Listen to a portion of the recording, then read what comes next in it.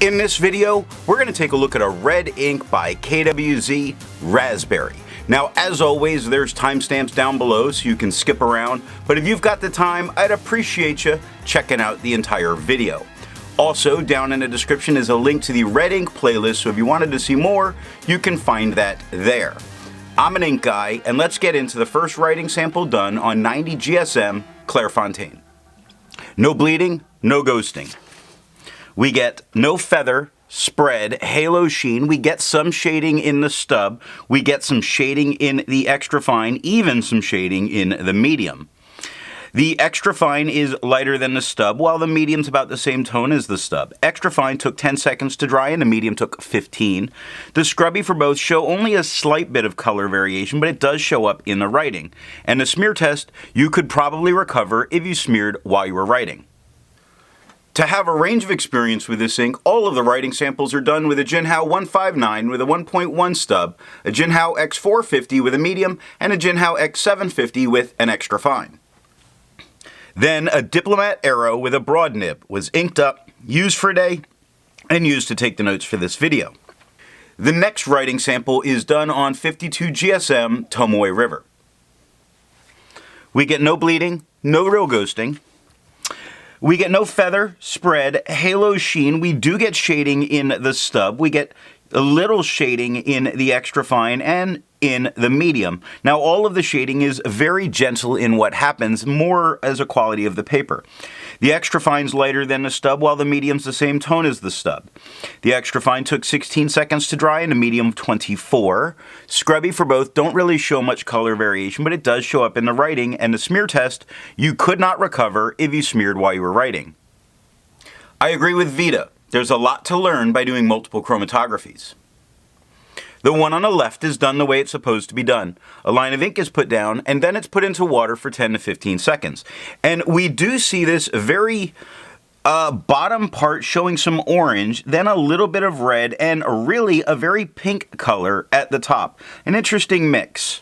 Now, the one on the right that was let dry for 10 minutes before it was put in the water, there's very little difference between the two of these, only the slightest hint at the beginning of a line at the bottom of that chromatography, but I'm not expecting any real resistance from this ink. The next writing sample is done on 80 GSM Rhodia paper. No bleeding, no ghosting. We get no feather, spread, halo sheen. We get light shading in the stub. We get there's light shading, but it just shows a little better in the extra fine. And it is there in the medium. You have to look a little closer, but it's definitely there. It's just that it's much more frequently darker. Now, the extra fine is quite a bit lighter than the stub. Medium's the same tone as the stub. Extra fine took 11 seconds to dry, while the medium took 16. The scrubby of the extra fine shows more color variation than the medium in the scrubby, which is what happened in the writing. And the smear test you probably could recover if you smeared while you were writing.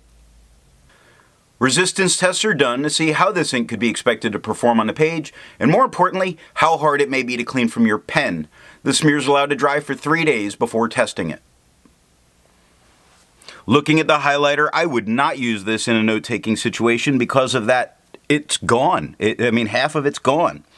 Now, that's not a surprise thinking of the chromatography or looking here at what happens to water. Water is completely removing it from the page. It's probably why it only took water to get it out of my pen. Pen flush does everything that water does, nothing more. In the 1/3 bleach solution, you're not going to need it, but it does completely remove it. The next writing sample is done on life paper. No bleeding, no ghosting. We get no feather, spread, halo sheen, no shade in the stub, no shade in the medium, light shading in the extra fine, which is quite a bit lighter than the stub or medium. The extra fine took 10 seconds to dry and the medium took 15. Scrubby for both don't really show much color variation, though it does show up in the extra fine, and the smear test you could recover if you smeared while you were writing.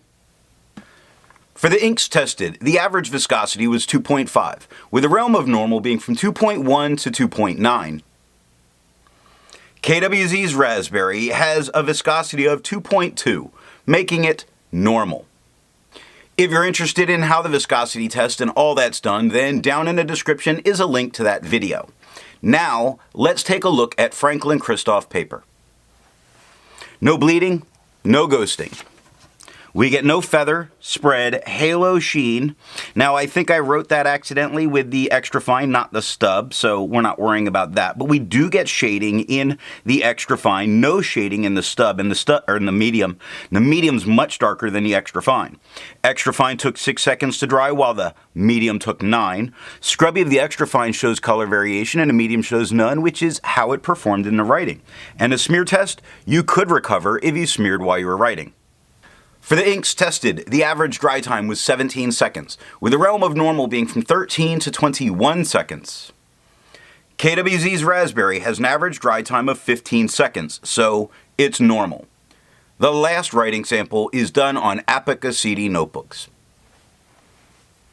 No bleeding, no ghosting. We get no feather, spread, halo sheen, light shading in the stub. The extra fine, while it's lighter than the stub, shows the shading a bit better throughout all of its writing. The medium is darker than the stub and shows no shading whatsoever. Extra fine took 8 seconds to dry and the medium took 12. Scrubby of the extra fine shows color variation where we got it. Medium showed none where we got none.